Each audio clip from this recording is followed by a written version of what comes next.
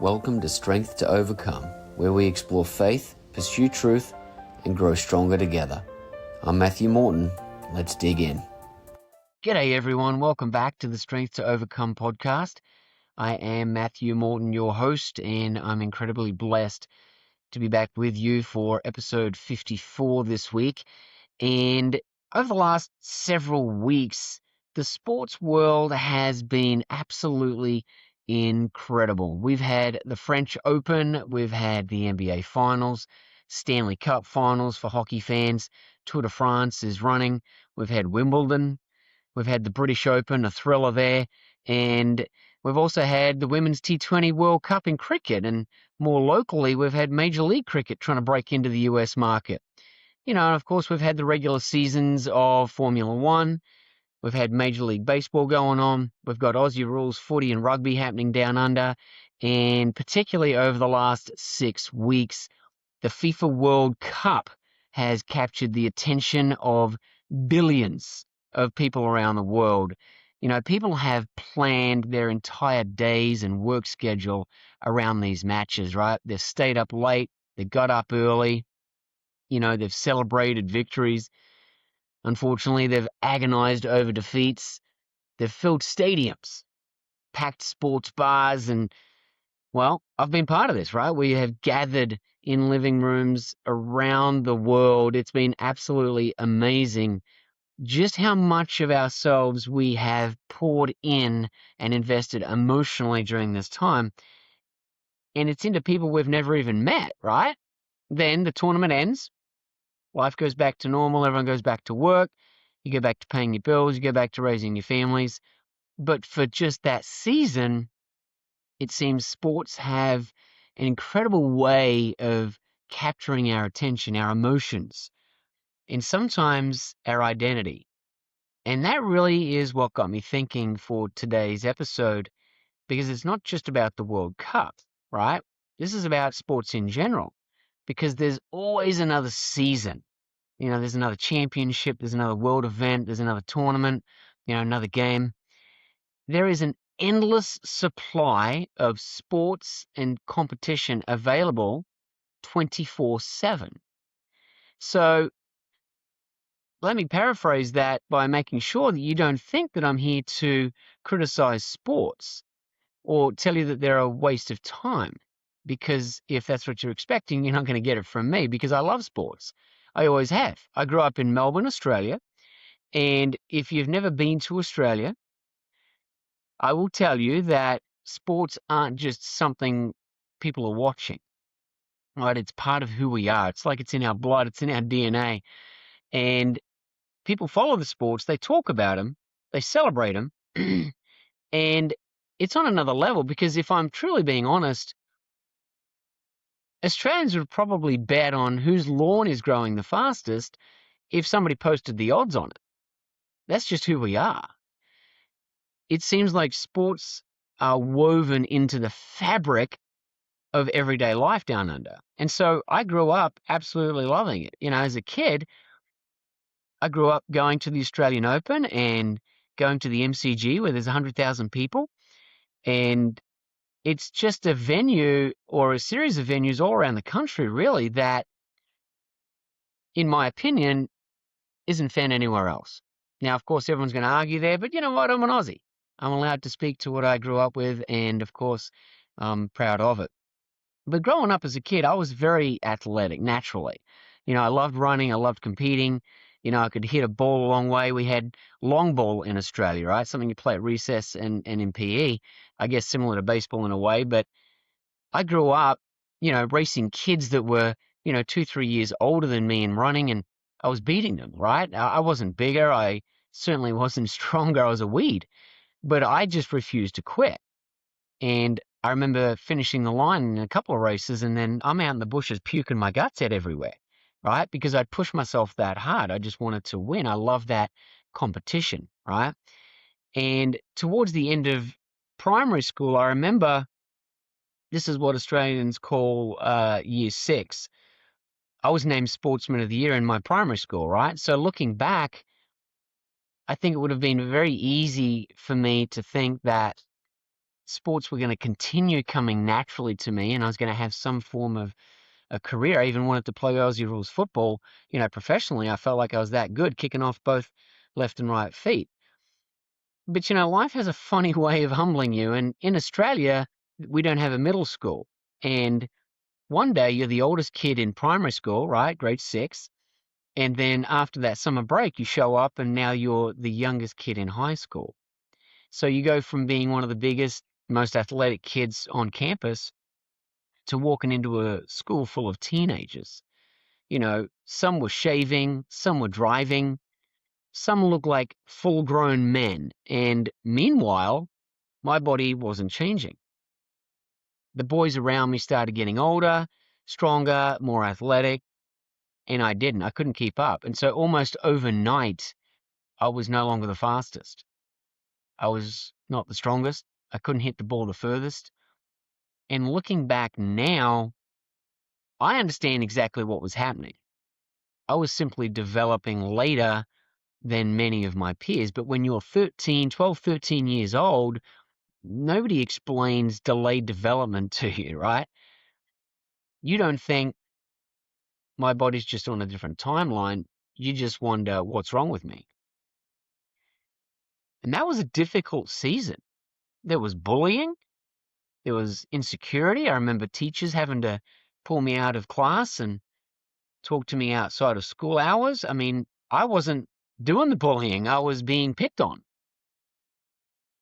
And there was this growing feeling that I was getting left behind. All within a very short 12-month window. It happened fast.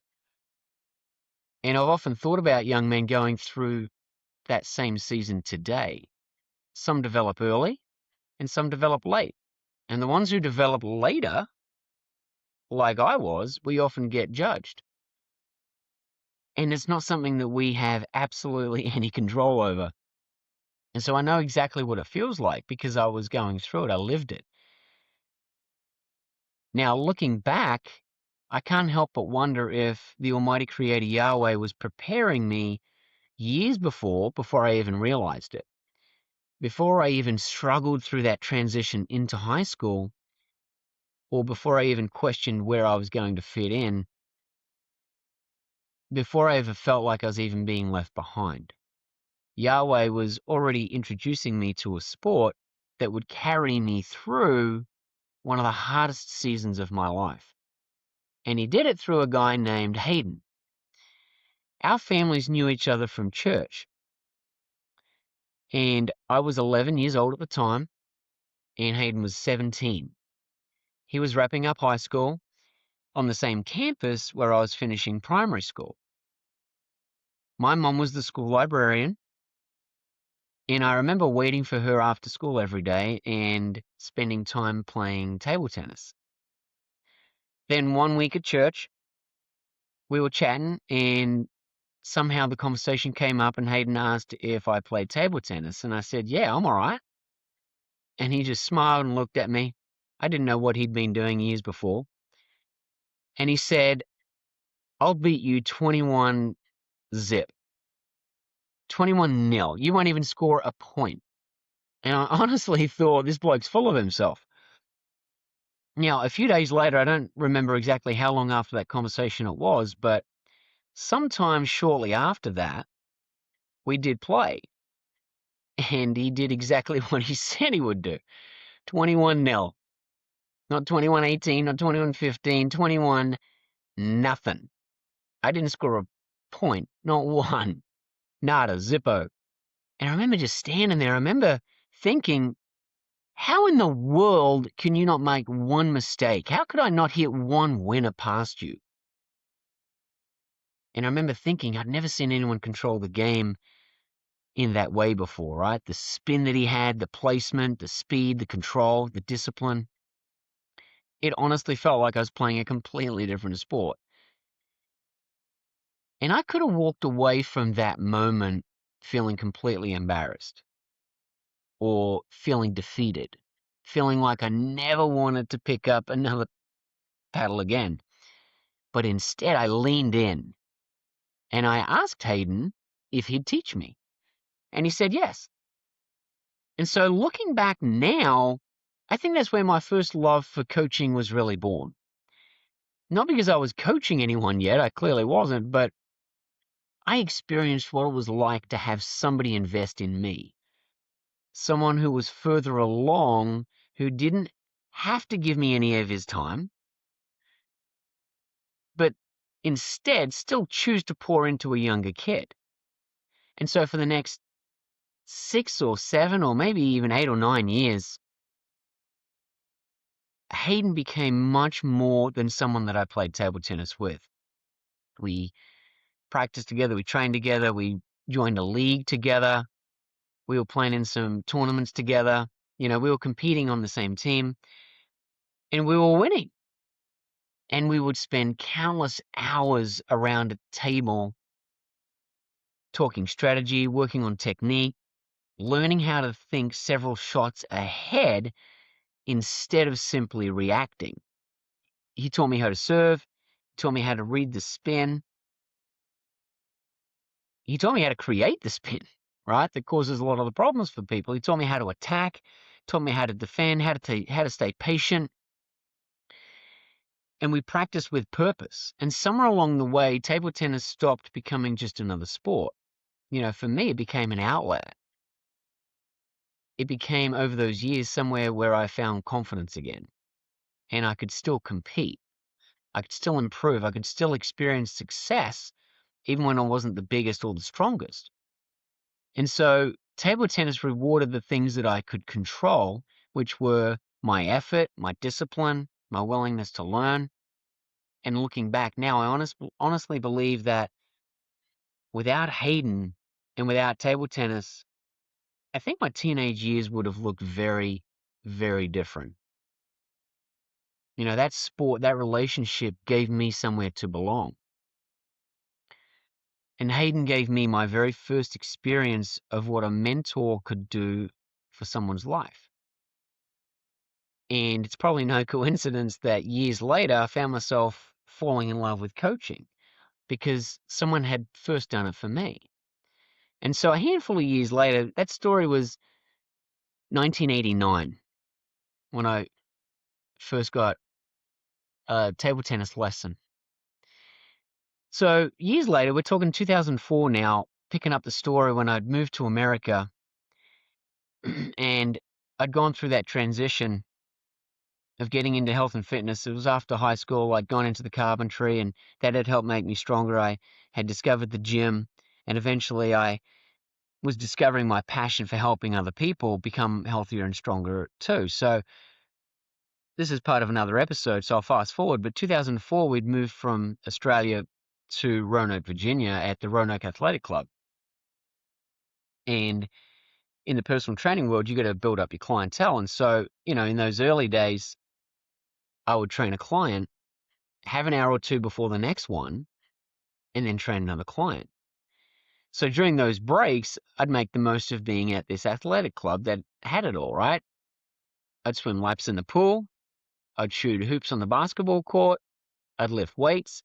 And one day I wandered over to the racquetball courts. Now, back home in Australia, I'd played a lot of squash. And I was actually pretty good because I'd been taught. So I figured, well, this can't be that different. The ball bounced a lot higher and the racket was different and the rules were different. But I thought I'll figure it out. I've got good hand-eye. And so one afternoon, I'm in there just goofing around. I'd borrowed the racket and the ball from the front desk. And this old geezer walks in, right? And he says, can I join you? I'll look at him, and he was probably 80 years old at the time. Now, I wasn't arrogant. My parents didn't raise me like that. But I was 25 years old. I was in really good shape at this point. I'd been playing squash for years. My fitness was up. I was quick. I was competitive. And I remember thinking, I should be able to handle this old guy. I had absolutely no idea what was about to happen. From the very first point, George completely dismantled me. He didn't overpower me. He didn't outrun me. In fact, he barely moved. he stood in the middle of the court and he had me running around like a blue-ass lizard on ice. I was chasing balls into the corners. I was running into walls, front wall, back wall, side walls. Every time I thought I hit a great shot, the ball's coming back somewhere else that I'm not. Meanwhile, George is standing in the middle. He's not even breaking a sweat. And he was certainly not faster than me. He wasn't stronger than me. He was just smarter than me. He knew where to stand. And he knew where I was going before I did. He understood the angles. He had the patience. He had the positioning. He wasn't even playing racquetball. He was playing chess, and I'm playing checkers. I'm all over the place. And so what felt like hours, probably wasn't, but we finally walk off the court, and I'm absolutely exhausted. And of course, George looked like he'd just been warming up. And there's these people sitting on the bench watching through the glass. The back wall in racquetball is glass, like a lot of squash courts. And one of them says to me, "Do you know who you were just playing with?" I said, "Absolutely not. Should I?" And he smiles and says, "Turn around." So I turn around, and above the doorway leading into that center court, I think they had maybe 8 courts, something like that. There's this plaque, and it's got George's name on it, right? Then it clicked, right? I wasn't just playing some 80-year-old dude. I'd been playing someone that had earned the respect to have his name over the court on a plaque. They'd named the court after him, for crying out loud, right?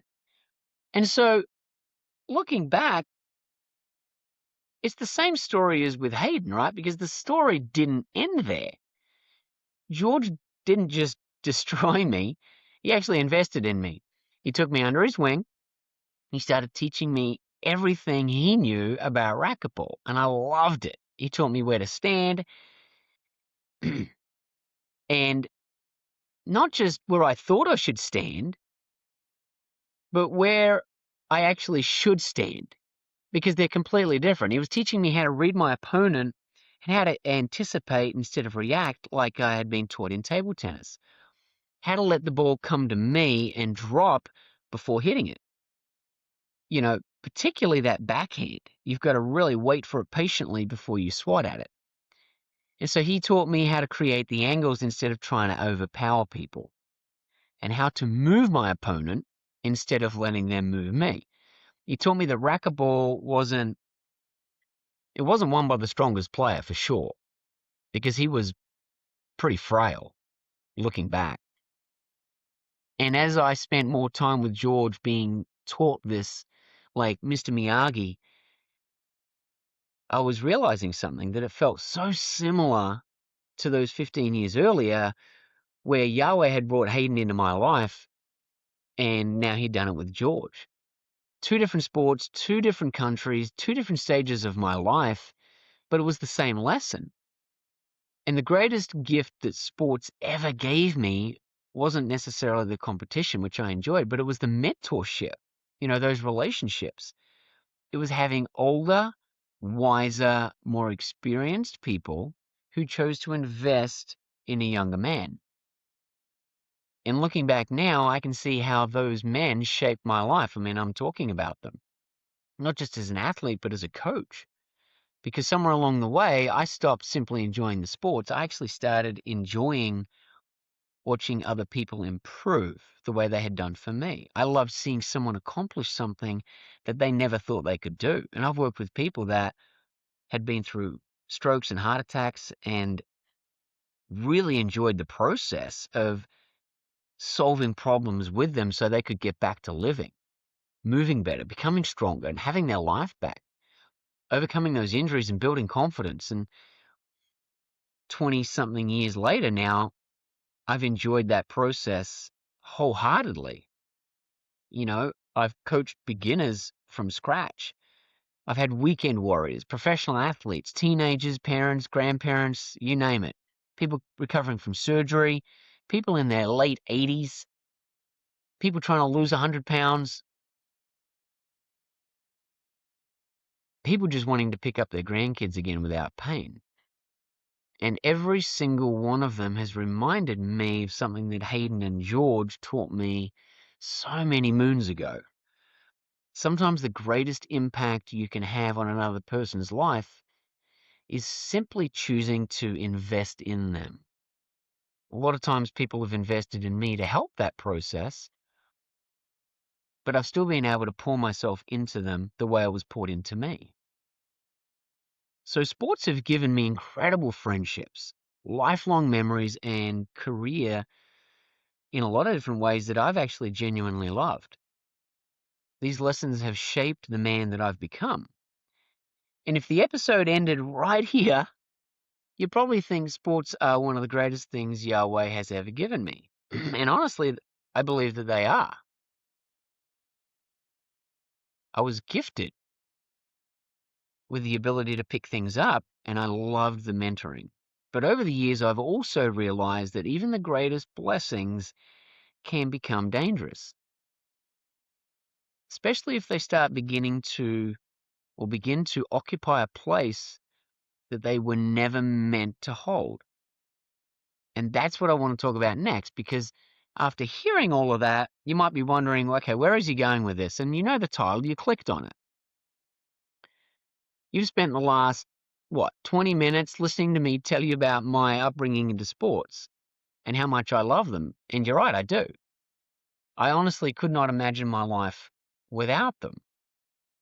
They've introduced me to some of the greatest mentors I've ever had. They've given me lifelong friendships, and they've helped me in my career to help a lot of other people that I might not have otherwise been able to help. And so after moving throughout different career paths, or at least different ways to implement my career at different gyms and different places around the world, I've been able to help a lot of people move, get better, get stronger, recover from those injuries, get back on the golf course, get back onto the pickleball court, get back to picking up their grandkids.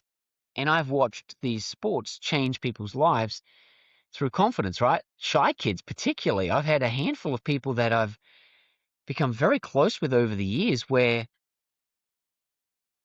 this was something that changed their life. Not just kids, but even adults. It's completely transformed their experience in confidence levels and their ability to get out and do things with peers that they couldn't do before. I've helped people learn to walk and run again that were told they wouldn't be able to do that and cross those finish lines. And so sports has become an incredible gift for me. And I don't think they're the problem. I think sometimes the way we treat them could be. One thing I've had a real close vantage point on over these last couple of decades is how families operate. Hundreds of families over these years. I've watched these little ones become teenagers. I've watched the teenagers turn into adults. And I've watched parents sacrifice unbelievable amounts of time, money, energy for their kids. And now that I have kids, I get how that can happen. And honestly, I think it's great on a level. I love seeing parents invest in their kids in sports. And there's a lot of parents that aren't involved. And I wish they would be more involved. But I've also noticed the flip side of that. Because sometimes without even realizing it, sports has become the center of the family universe. We're talking every Monday, Tuesday, Wednesday, Thursday, Friday. There's training, practice, 3-4 hours a night, and then the weekend rolls around, there's competition. And before you know it, another week rolls around, and you're doing it all over again. You got one parent taking the kid to soccer, you got another parent taking another one to gymnastics, one's at baseball, one's at dance, one's at ice hockey, dinner gets eaten in the car. Conversations are happening between venues. Life becomes one giant sporting schedule. And here's what I've often wondered over these last couple of decades. Who's pouring into mum and dad's marriage? Who's intentionally investing in the child who isn't the athlete? I've seen this a lot. Maybe they're the musician, maybe they're the artist, maybe they're the academic, maybe they're just the kid that needs mum and dad in a different type of way. I've seen families without meaning to pour almost everything into the child who's got the athletic gifts. Again, I'm not criticizing, I'm just making the observation from being in the business a long time. I've had a front row seat to it for 20 plus years. Because there's something else that really hit me when you start thinking that as a parent now, we spend 15, sometimes 20 years teaching our kids that sports are one of the most important things in their lives. Practice, training, private coaching, travel teams, weekend tournaments, holiday camps. Everything revolves around the next game, the next competition, the next season, the next opportunity. And then one day they graduate. Maybe they play a little bit in college, maybe they don't. But for most people, by 18, 19, it's over. The footy gets left in the garage, the cricket bat stays in the bag, the tennis racket's hanging up in the shed, the baseball mitt gets left in a box somewhere, the hockey stick is gathering dust, and life moves on. I've seen it countless times. I don't think it's because sports failed them. Life's just changed. They get jobs, they get married, they start their career, they have kids. And here's the question that keeps coming back to me over all these years. If we've spent the first 20 years teaching them that sports were the priority, why are we surprised when they struggle to suddenly make their marriage the priority, or their family, or their relationship with the Almighty Creator, or becoming a great husband, or becoming a great wife, or great father, or great mother? These things don't just magically happen. We become good at whatever we've practiced becoming good at. And that's what I think is worth thinking about. Not because sports are bad, but our priorities matter.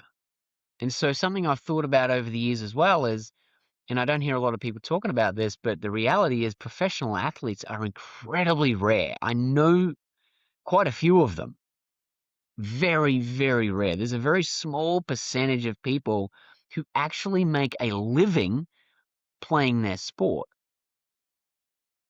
Thousands upon thousands of hours of practice, sacrifices, years of discipline becomes part of their career. And that's fantastic. I'm genuinely happy for them. I've got great friends that do that because they're incredibly talented and they take it and they run with it. They run with that unbelievable discipline to turn it into something, and they make it. And I love seeing that. That's supreme talent and discipline. But for the overwhelming majority of the rest of us, it's never going to be our story, right? Even me. I've spent more than 20 years in the fitness industry. I've coached athletes, professional athletes. I've coached golfers, pickleball players.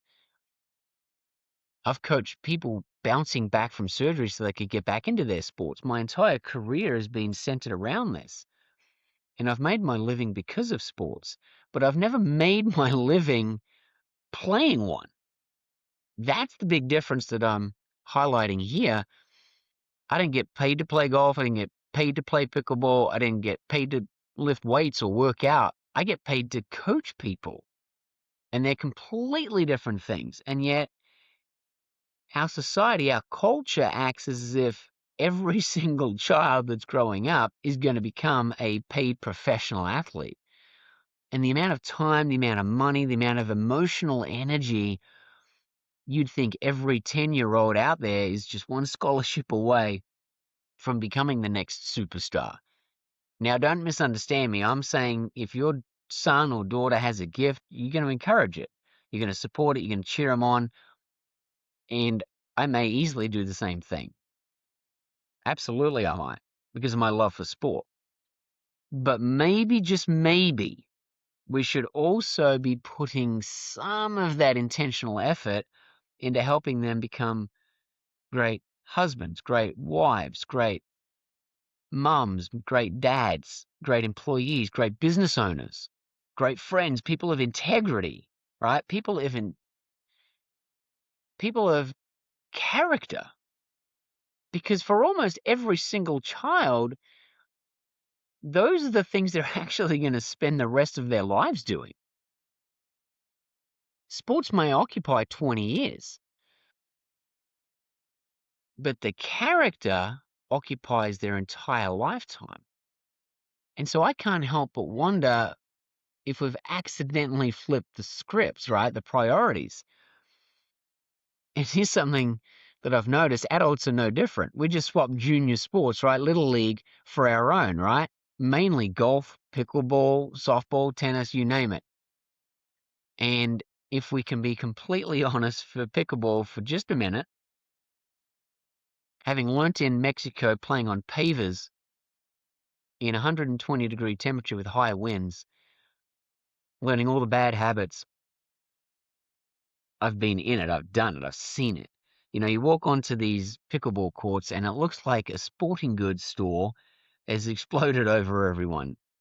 We've got knee braces, elbow pads, compression sleeves. We got tape everywhere. Some people are literally held together by this kinesiology tape and a lot of blind optimism. And I can speak to that because I know I've done it. I've worn the straps. I've been out there in the knee pads and, well, not knee pads. That was my snowboarding career. That's a whole nother story. But I've gone out there with these things on my body because I'm determined. I want to keep playing one more game, right? Then there's golf. Now, golf, I've spent a lot of time over the years doing, not mastering, doing, because golf has this unique ability to expose what's really going on inside of your heart. And so I've often joked that golf isn't a game, it's a personality test. And there have been plenty of times, those that know me, that I have had to walk into my club maker's shop out the back of his house. This is back in Roanoke, Virginia, who happened to, at the time to be my pastor, carrying a golf club. And he'd look at me, what happened? You shrug your shoulders. I don't know, I lost a fight with a tree. And other times it's not a tree, it's the back of the golf cart or the bag. And on a couple of occasions, it's not even looking for repair, right? I have to go in and actually ask for a replacement because somewhere on the bottom of the lake, my 3-wood is reflecting on poor life choices. And before anyone judges me, if you don't play golf, maybe you've got someone that you know who does play golf. Because anyone that's ever played it or knows someone that's played it understands that at some point in most careers, we have donated a club to Aquatic Life. You see it on the PGA Tour. It's fantastic. I love it. But isn't it amazing that this little white ball that's sitting still, it's one of the only sports where it's sitting still, and it makes grown adults, business owners, entrepreneurs absolutely lose their brains. Because you can hit 70 fantastic shots, but you'll spend the entire drive home thinking about the one that you chunked into the drink or the 3-foot putt you missed on 18. And we've all been there. I've been there. I've done it. Then on the other flip side of this, there's sports fans. So don't get me wrong, because I understand supporting a team. Growing up in Australia, we've got Aussie Rules footy.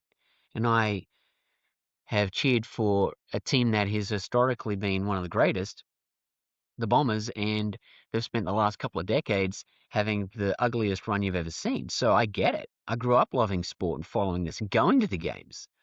But have you ever stopped to think how emotionally we give ourselves over, how emotionally attached we become to that logo, to that uniform, to the club, to people we've never actually met? Now, if you go to practice, you might meet them, but we don't actually know them. So we celebrate when they win. We completely sook, or sulk, as they say in America, when we lose, right? And we say we. See, there I go again, saying it. We lost. I didn't lose. They lost. And some people won't even text you back on a Monday if their team got smashed on the weekend. And over the years, I've had to really sit through and think this is incredible. We've completely handed over our emotional state to people we don't know. And that's a lot of power to give away. I've done an episode on giving your power away. But when it comes to sports, we do it all the time. And there's sport all around us. Something else I've thought about over the years is the 10,000 hour rule, where the concept is, well, I won't get into that. But the point is, you get really, really good at something, and it takes an enormous amount of time. I'll elaborate on that for those that don't understand. It's this concept where the 10,000 hour rule is, let's break it down. If you were to do it 40 hours a week for 50 weeks, that's 2,000 hours. That's your working year. And if you were to do that full time, Monday through Friday, all year round for 5 straight years, there's this concept that 10,000 hours gets you proficient at something. And so if you've gotten to the point where you're that proficient at something, you have given away thousands and thousands of hours to it. Golf? Maybe you've given it away to watching the sport, right? Fantasy football, for crying out loud. My career? My marriage? Children, right? It starts to make you think, where have I poured those 10,000 hours in to become proficient at something? What about your relationship with your Creator? Do we just give it 1 hour a week in church? Maybe a Bible study during the week. We give it 2 hours, but we spend countless hours, hundreds, if not thousands of hours, either crafting a sport or watching it. And that's what's shaping us. I say us because I've done it. I'm not telling you that sports are wrong. If anything, I've spent the first 30, 35 minutes of this episode telling you the exact opposite, because my career's been shaped by it. But I am asking a question here of, have we unintentionally allowed this wonderful gift that we've been given, this ability, this athletic ability, or learning to be athletic and gifted at something, are we giving it more value than it was ever meant to have? Because if there's one thing that sport has taught me, it's this. Whatever you practice consistently is what you eventually become. And for me, maybe that's the biggest lesson that sport has and can teach us. So after everything that I've shared today, it probably leaves the audience wondering, does that mean that sports are bad? Or are you having a go at sports, following it, watching it, playing it? Not at all. If anything, I hope that you've heard the complete opposite because of my testimony of growing up and it shaping my life. Hayden and George. I believe that Yahweh put those people in my path to create a huge blessing and shift my entire career. I could have stayed in carpentry after 8 years, but I didn't. I came back to being in this position to help people, and I've loved it. Those sports and those relationships taught me discipline. They taught me resilience, humility, patience. They've given me friendships that have lasted decades. I need to send this to Hayden. Shout out to one of the most influential people in my life. And they have opened doors that never would have happened otherwise. So it's not about taking sports out of your life. It's about putting them in the right place. One of my favorite passages from Scripture comes from Joshua 24. Joshua is nearing the end of his life. He has led Israel through countless battles, through victories, through failures. He's watched people remain faithful, and he's watched people drift away. And he gathers everyone together, and he says this incredibly simple yet profound statement that has stayed with me for most of my life since I read it. He says, "Choose you this day whom you will serve, but as for me and my house, we will serve Yahweh." Now, I've always loved that passage because Joshua doesn't ask whether we'll serve something. He assumes that we will. The question is, well, it's not, will I serve? The question is, who or what will I serve? And for some people, it's money. For others, it's success. For others, it's comfort. For others, it's approval. And for a lot of people in Australia, America's the same, it's sports. Not because sports are evil, but because they've quietly become the thing that everything else seems to revolve around. And I've watched it over these last 6 weeks. I've done it. Paul adds another passage to this concept where it's 1 Timothy 4. He writes, "Physical training is of some value." And I love that opening part. Physical training is of some value. So he's not dismissing physical training. He doesn't tell us to stop exercising or that sports don't matter. He says that they've got value.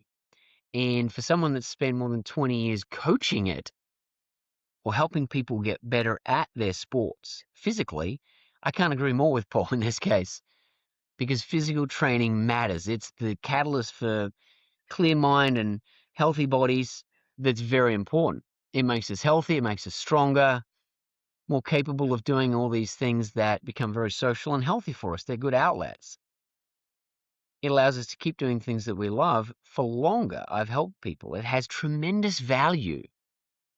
But he doesn't just stop there, because he continues and he says, "But living for Yahweh has value in this life and the life to come."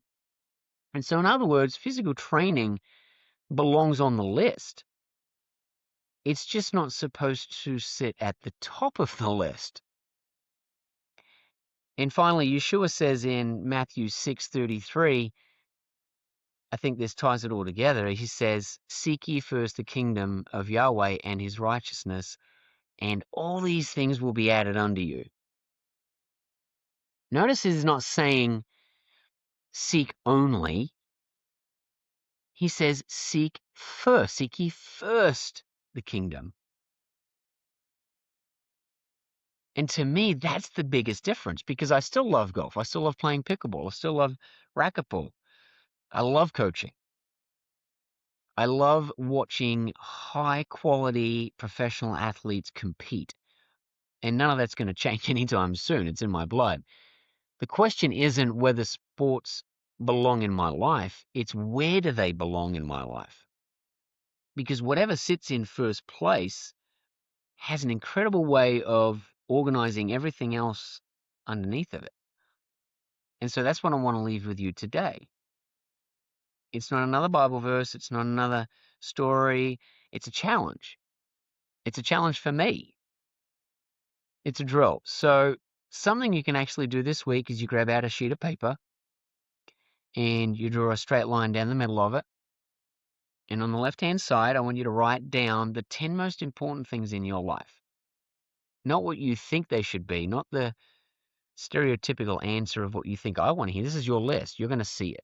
It's not for me to see, but the 10 things that are the most important things in your life or your goals. They're your priorities. So maybe it's your relationship with the Almighty. Maybe it's your marriage. Maybe it's your children. Maybe it's your parents, your own health, your friendships, your career, your finances. Maybe it's your bucket list, places to travel, things to see and do. Maybe it's serving others. Maybe it's your church family or your community. Whatever those 10 things are, write them down. And then on the right side, I don't want you to touch it yet. Instead, I want you to pull out your calendar, your phone, more than likely, and I want you to go back over the last month or the last couple of months or even the last year. But look at your evenings, look at your weekends, look at where you've spent your time, look at what you have committed yourself to, look at where your emotional energy is being poured into, and look at where your money's gone. Now, fill in the right-hand side of that page based only on the calendar. What would a stranger conclude based on that are the most 10 important things in your life? Not based on what you intended to do, not based on what you hoped or what you wished for, but based on what your calendar and your bank account actually says. Now you put those two together, and the question is, do they match? Or are they completely different? Because here's what I've learned. The calendar is one of the most honest mirrors that you will ever own. It doesn't care about your intentions, what you say. It simply reflects what you actually prioritized. And if your list and your calendar don't agree, one of them's lying. So keep playing, keep practicing, keep finding value in your health, and stay strong. I will catch everyone next week. Cheers.